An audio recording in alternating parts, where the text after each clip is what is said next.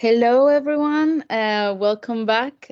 So we just had our lunch break, and before the lunch break, we were with one of our practice corners.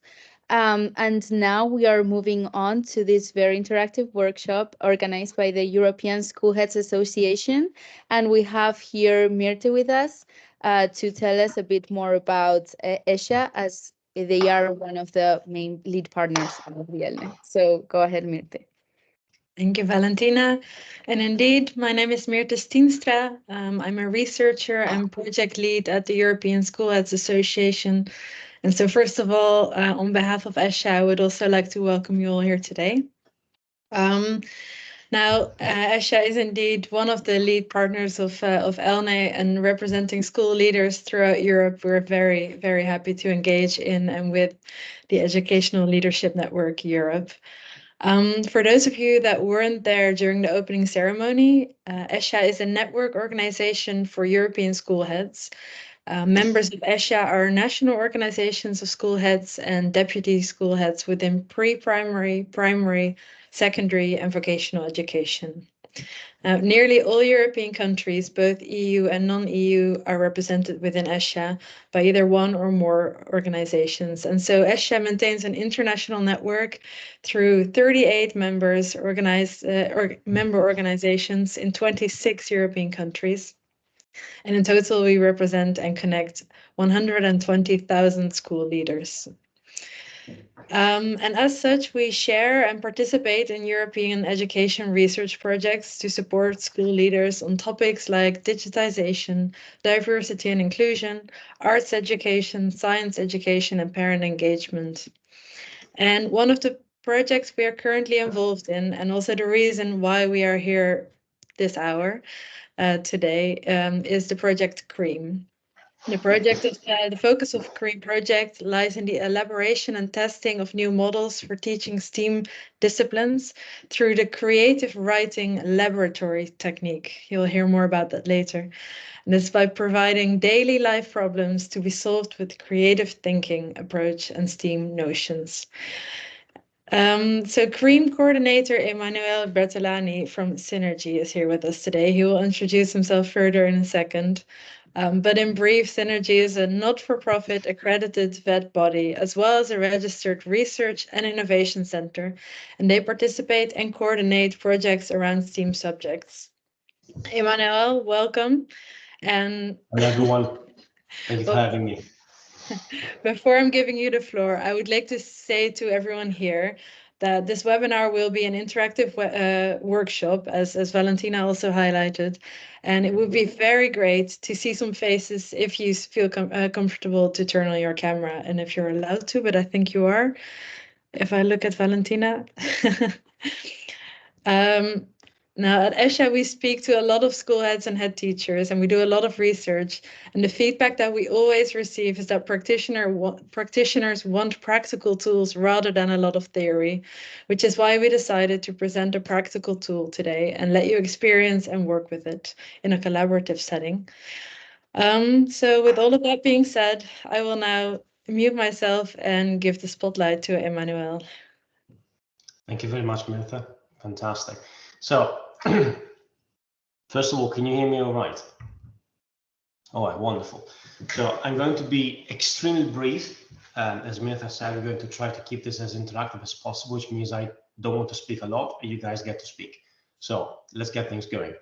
As for myself, I work as a project manager at the moment, but I'm a teacher by training. I'm a language teacher, and I'm a martial arts instructor. So I get experience in dealing with mostly children/teenagers in different countries, mostly Japan and Italy. Now, let's go through the basic concepts of CREAM very quickly, and then we're going to pitch you against ChatGPT and see if we can do better than AI, right? And I'm not going to take credit for this. This is an idea that comes from ESHA's Petra Haren, the director. So if you fail, she wins. So just do your best, right? Now, let's go. Let's see if I can share my screen.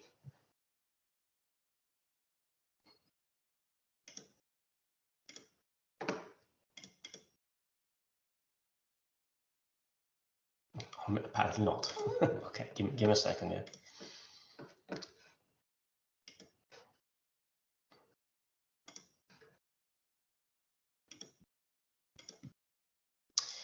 Mirtha, I'm gonna have to ask for backup here. I'm sorry. Apparently I can't share my screen. No worries. Did you make any alterations, or is it the version that I have? No, it's exactly the one you sent me. Great.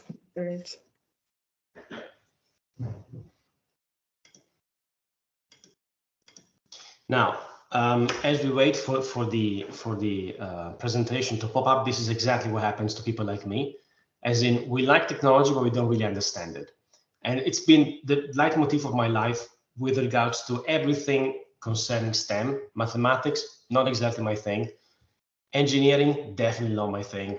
Physics, seriously not my thing.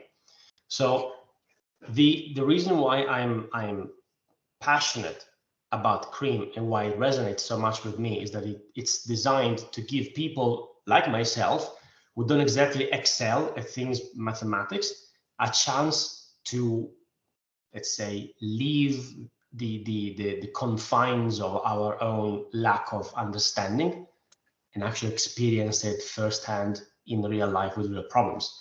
Now, what we like about that, people like me in particular, that understand languages but don't understand numbers, is the fact that you can use then a narrative story as a vehicle to understand, not fully maybe, but to some extent, what is the essence of a certain topic or the crux of a certain formula, for example. So as I said, well, you have my motivation. I'm terrible in math. I want to see if it was possible to do something about it using creativity. Now, I would say that the main methodological foundation lies in the fact there is such a thing as metacognition. So the idea that while you do something, you can learn something else better by the interaction, and also by the fact that some people are really good at abstracting things, and those would typically be those that excel at math. Some others would need more grounded, a more grounded environment. So if you can keep things concrete and grounded, you can give a chance to those that don't easily deal with abstract things to actually have a go and understand things themselves. That would also be, in my opinion, the meeting the requirement for inclusivity, So regardless of what empirical data might tell us about preferences or proclivities between male and female brains, the fact of the matter is some people across genders, across sexes, are better at doing these things and some people are not. So we're working for those that are not good at these things, like myself, regardless of whatever identity they might identify with. That's the point, I think. So again, first an experience, because if it's all theory, it's not fun. If it's not fun, particularly if you're working with children or teenagers, they're not going to learn. They're not going to want to learn, and as a consequence, they won't learn either. Okay, please, next one. So we went through this, fine. You know all about my terrible grades in math. Let's go. Okay. Also, something else that might be interesting to point out is the fact that STEM/STEAM is part of the so-called 21st century skills. So it's not just a fad of the moment, it's something that's been recognized at the highest possible level by the highest possible authorities as something that's going to be absolutely fundamental in the near and in long-term future. And we want everybody in, everybody that can, because it's naturally gifted, and everybody that wants, even if they're not naturally gifted, right? So we have to cater for both categories. Also, making a STEM choice might be a very strategic career decision, particularly now, and it doesn't need to be altered or motivated by necessarily social factors, but rather what we'd like to do is to create an environment that allows you, whoever you are, if that's what you want to do, then you can do it. And here's a way for you to do that. Now, why want storytelling in there? Well, number one, because as we said before, those that are naturally oriented towards mathematics don't need that maybe, But those that are not, through storytelling, can have access to a way of understanding things that's not necessarily abstract. It becomes interesting because it's fun and because it's engaging. And also through storytelling, you can cover a very broad range of additional topics. For example, you can address critical thinking because storytelling implies creativity, and you need to be critical to think about a story and make sense if you want it to make sense. You can also address cultural relevance because obviously, if you give the same parameters to people of different backgrounds, the results are going to be different, obviously, and in that difference lies also its value. It helps with retention because if it's interesting and fun, it's more easily understood and remembered. And also it opens all sorts of possible hallways to interdisciplinarity. So we can use the story as a mediator to move across different subjects that wouldn't normally be communicating with one another. Speaking from experience, having undergone training in Italy, I know what I'm talking about. It's pretty much set, in subject A, subject B, subject C. We don't really work among subjects. The next one, please. Okay, so how do we get there? The CREAM project is a combination of, let's say, theoretical data and then empirical experience. So we had one of our partners, that's the University of WUT in Warsaw, in Poland, that ran a very comprehensive desk research. Other partners, including ESHA, provided field research and context analysis. And then we put all this information together and try to extract what could be the main points that we can use, then to translate it into practice.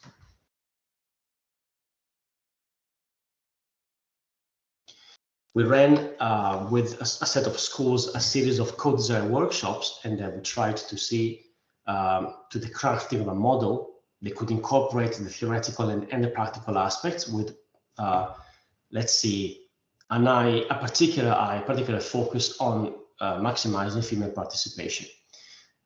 That is because it's a known fact, regardless of the reasons, that STEM subjects tend to be the realm of males mostly, but there's no need for that to be so. And there's all need for any female participant to get involved if that's what she wants to do or she feels she wants to do.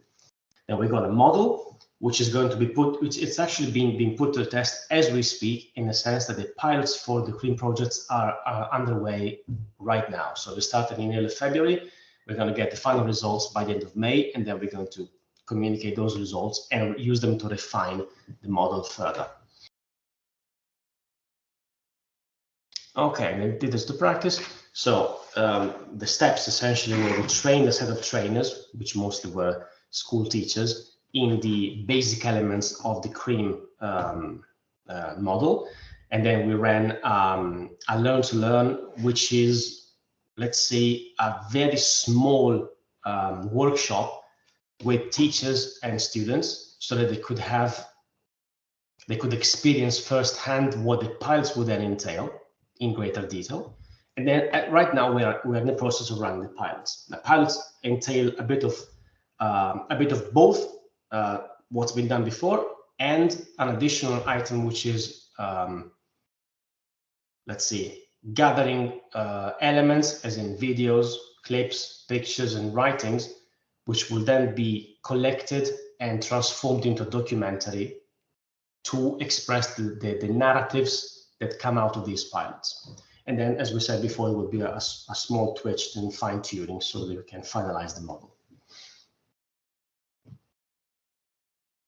There you go. The next one, please. Thank you, Mirtha. Okay, this is how the CWL, the creative laboratory works. This is how they work. We've got an original idea, which can be anything, literally anything you might like. We've got a problem, and we've got the next one, number 3, would be a STEM subject and then a story. So we have a general overarching idea. This is a very, very broad topic of what we want to talk about. And then we need a problem, which can be a small scale real world one, or it can even be like a large scale one, whichever you like. The important thing is that it's something that can be solved or addressed through a STEM subject. Then we need the story. The story and the problem communicate with one another. So if you solve the problem, then automatically that solution can also be fed into the story and used to solve a plot device or a conflict within that story. This is how storytelling and the practical activity communicate. And then, of course, we got your set of activities. So say that you want to do something about, which is what we suggested doing, if you want to address physics, we proposed explaining physics concepts like vectors or equilibrium and balance through judo, being an instructor myself. And then we embedded that into a, let's say, a kind of modern fantasy story, so that the students would act as the protagonists and find a solution to a problem via that. Whatever, all the things they do, they document, and all documentation is then collected and transformed into the telling of their solution and how they got there.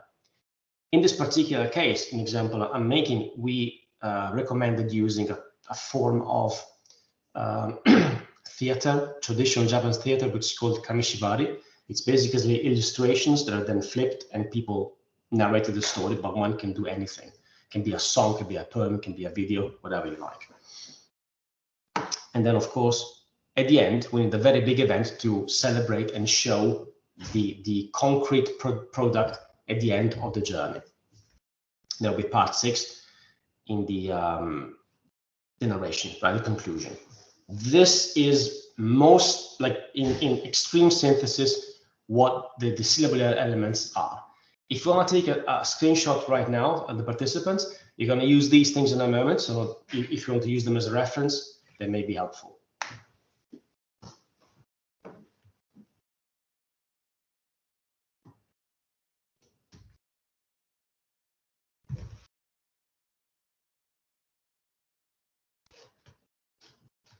Okay.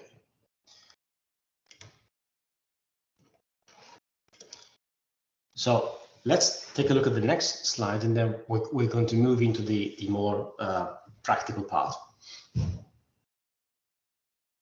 This is another slide that I would recommend taking a screenshot of, although we're not going to use all of it. Let's concentrate on the pink areas, which are the main ones. You see the idea at the top. You see that there's a problem that derives from the idea, and then the activity, the practical activity, the workshop, whatever you might want to call it, and the story that are both communicating through the problem. Activity will need details, so you need to plan exactly what you want to do, and then all the logistics, the space, the timing, the materials. If you need experts from outside, which we would recommend, if you don't have experts available in your institution. At the same time, you also need to plan for the story, which can be done either by you or by whomever runs the CWL, or it can be delegated to the students, whichever makes you, whichever you deem more proper relative to the age of the students. And then, of course, you will need ways to collect documentation, which we have a specific deliverable about. Little guy's moving. And then, again, to make a big thing, a big party or a big demonstration at the end to show results to parents and schools and classmates and so forth. All right. I think we can skip to the next one.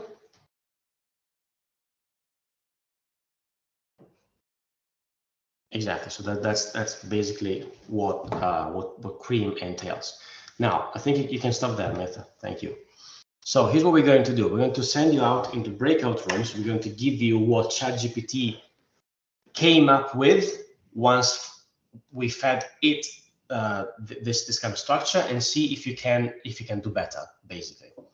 So what you need to do is you're gonna talk with one another, agree on an idea or a problem, see if you can connect it with a story and with an activity. We're particularly interested, if you like, in feedback in terms of what you think might work, what you think might be difficult in a particular situation. Don't forget to identify an age group because it doesn't work the same way with, say, high school students or elementary school students. No, the idea is the same, but what you choose and then act is not, obviously. And then whenever it's going to last for about maybe 20-25 minutes, then we're going to get back and have a small plenary in which we can have a quick Q&A, or you can tell us about what you came up with. Let's hear from the first group. Yes, I will try. Basically, we started from the topic how to connect STEM disciplines with green education, right? So how to make, to show the importance of STEM disciplines to really sustainability issues today. And we consider this is a very broad topic, so we need to find a focus on one issue, and we decided to focus on food like waste, right? And we considered activities for, let's say, primary education students or lower secondary students. And this would start with research linked to individual habits via a questionnaire, for instance, or whatever, just to find out if and to what extent we do waste food in our closest environment. And then we considered to combine this topic with literature, with history, just to see how food was treated and valued in the past and what happened now, why it is the case that we can treat it as a garbage almost. And for instance, the initiative like Good to Go, going in this direction to not to waste food. But we consider that it would be good to use such appealing methods like time traveling with role playing with children, students playing the role of a bread, for instance, and going through the time and seeing what happens to him or to it and how it is treated and over, let's say, century, and what happened with the whole production chain, and how why we are in the situation like we are in right now.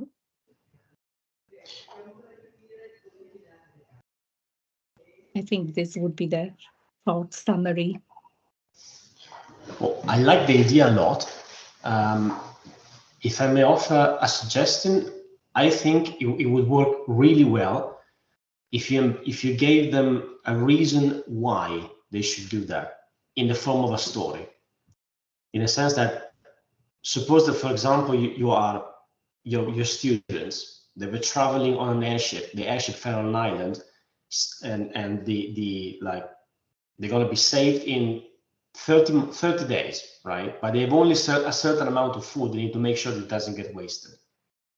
So to do that, they need to understand what food is. They need to understand how you can keep it. They need to understand if you can maybe use it to produce more food. And so you can go, as you said, you can study a lot of very practical details about food, from production to storage and so forth. But the guideline would be, your end game is you need to survive for these many days. If you don't find a way, you won't, right? Or your characters won't, or your protagonists won't. So if there's an element of fantasy, of narrative, in addition to that, probably motivation-wise, it works even better. But I like the idea a lot. Food is it's a really good starting point. So maybe now we can hear from the second group. Maybe, I don't know, Mariceline, you can tell us about it. I think you're... Yes, so we came up with this activity through a very collaborative process. So I think the three of us will tell a bit about what we came up with. So we first agreed on the topic, and that was Catalin's idea. So maybe Catalin, you can tell us a bit about the topic, and then I take over. Okay. The story is that I have 3 children, and one of them is learning gravity. So that's why I suggested the gravity as a STEM topic that we are going to deal with. And then Mary Celine came in to action and said the space is a good placement to put the gravity as a topic in. Yes, indeed. So the topic is gravity. The environment is space. I believe we can stay in our own solar system so that we don't use too many resources, although, of course, we have a very nice spaceship. It looks like this. It's Nice. I'm not sure you could see it. It's a very nice spaceship, very circular, with green energy and enough resources for the students in it to visit 5 different planets or satellites in our solar system. But as you know, in terms of gravity, in the spaceship, there is no gravity or very little gravity, which is very nice. We can float and all of this. But then on the planets and the satellites in the galaxy, there is gravity, and sometimes the gravity is very high, very strong. So it would be very difficult for humans to go directly to a planet with a very high gravity. So now the students will have to plan the journey to go through these 5 different planets or satellites, but make sure that they first go to the planet with the lowest gravity so that they can get used to it. And then they can go to another planet with a bit more of gravity, then a bit more gravity, and so on. So go like this from the planets with the least gravity to the planet with the most gravity through their journey through space. When doing this, there is one more challenge, because we, of course, want to be very inclusive and accessible in our traveling through space. So Magdalena can tell us more about this part.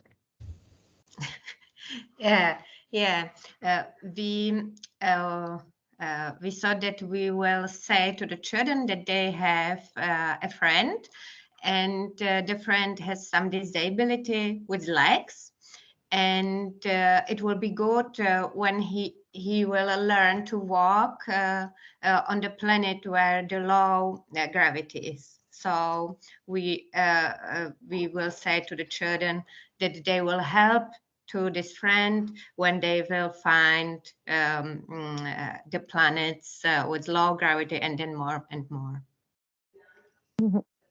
Indeed. And so taking all of this into account, now the activity for the students will be to identify 5 planets or satellites in the solar system in which it's possible to walk. So of course it cannot be a gas planet. So they have to see which planets can be walked on by humans.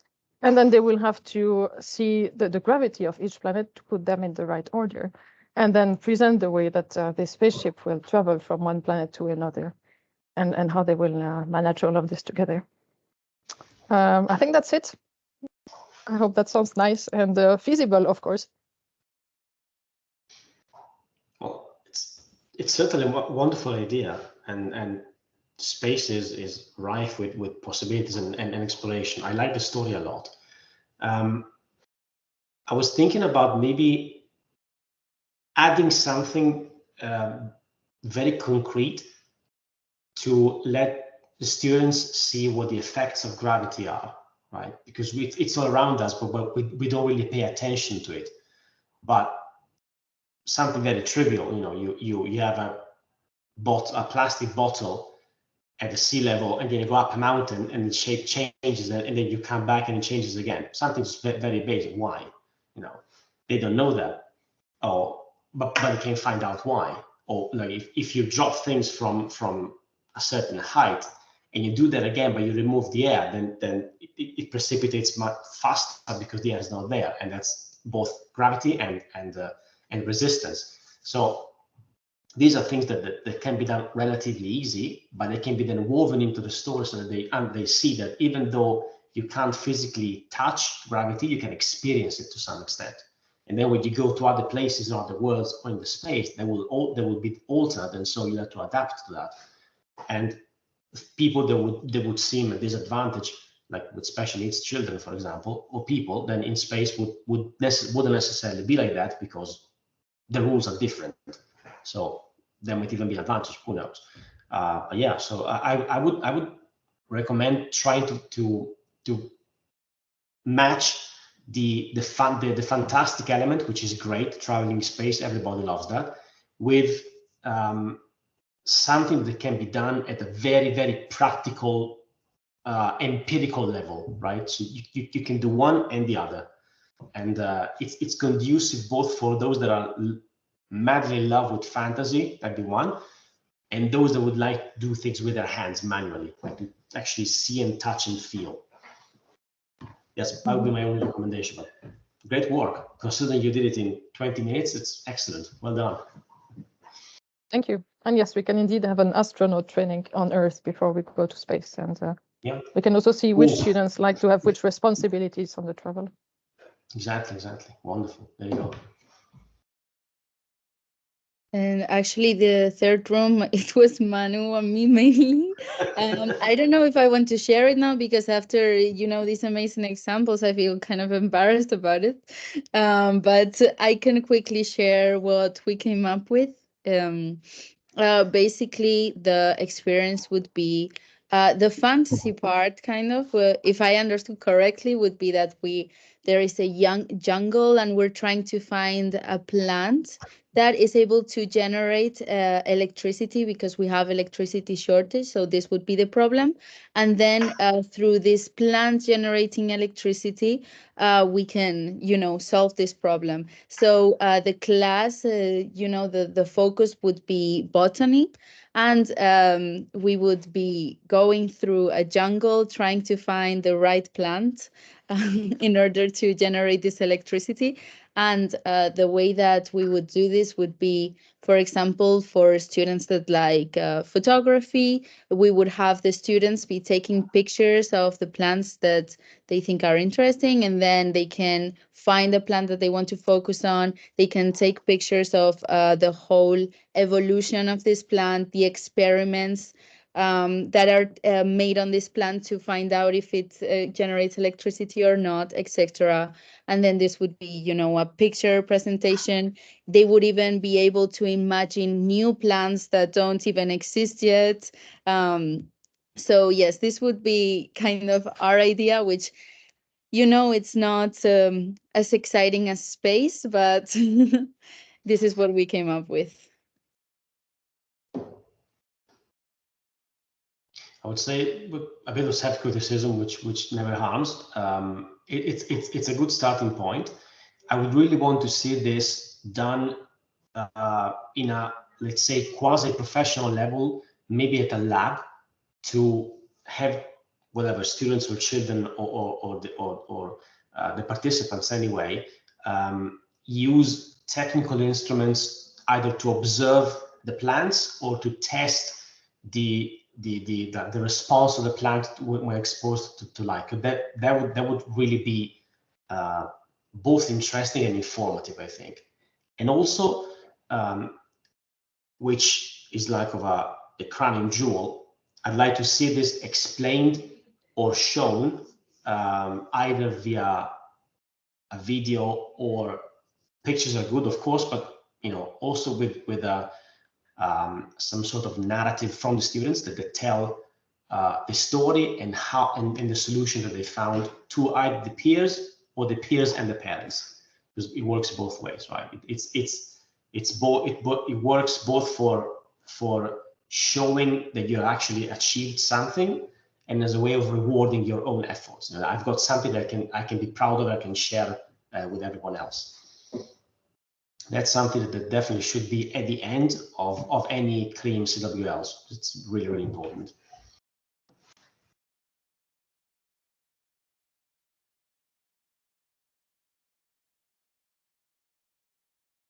I believe we are basically almost there, unless we'll have a really, really quick Q&A, maybe. Well, maybe I can just ask you a question that I was asking you before when we were in the breakout room, but maybe everyone else wants to hear about it. And I was asking you if this involvement of other techniques into the STEM actually makes people more interested in, science, STEM, etc. And how it helps people become more interested in these topics. Okay, so thank you again. I would say yes, particularly for those that wouldn't see the immediate practical application of something they are studying. So for some subjects, history, that's my playground. I just like reading about it, so I don't need a justification to learn it. For math, aside from the basic 4 operations, I didn't really understand what was there for me. Why am I supposed to learn this? But as I said before, once you start seeing, for example, that certain mathematical constants are present in nature, and that's what makes nature beautiful, it changes the picture completely. So it's not just numbers, it's the way the number, the beauty of mathematics manifested in reality. Now that's something that I think it's extremely powerful. So if we can harness that from the STEM and then show it through an artistic medium, it gets a really, really powerful tool, and people that are less prone to abstract thinking, for example, and more oriented towards the practical or the physical or the visual, then they can feel both comforted in the fact that they can learn these things and that there's a purpose to those. And it can also be beautiful at the same time. It doesn't need to be just cold and lab wise. It can actually be fun and beautiful. I would say that that's a really great potential application in there. Thank you, Emanuele. And looking at the FE team, I think we really need to start closing and give people their time back. But thank you so much. And thank you for all participants for being here today. I think Valentina will want to do a small closing,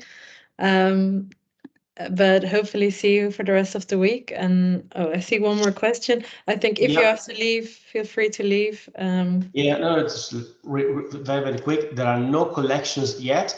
There are going to be deliverables in 4 or 5 months once we finish the pilots. So we'll be sharing them, and so you're very welcome to have a look and take an inspiration from them. You'll be in touch. Sorry, go yes, ahead. No, please, Valentina, go ahead. No, I just wanted to say thank you very much, Manu and Mirte. And, Manu, you can obviously go ahead, say goodbye. Righty. So thank you very much for having me. It's been very, very, very interesting and very rewarding. Thank you very much for your patience. And, I wish you all the best for your professional undertakings. Just one small thing. We're coming back in 15 minutes with the last practice corner of the day. So make sure that if you don't have the link for it now, you can go register on the website.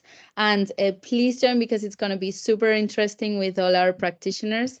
So thank you very much. And I will leave you now. So thank you again to everyone for coming. Thank you. All the best.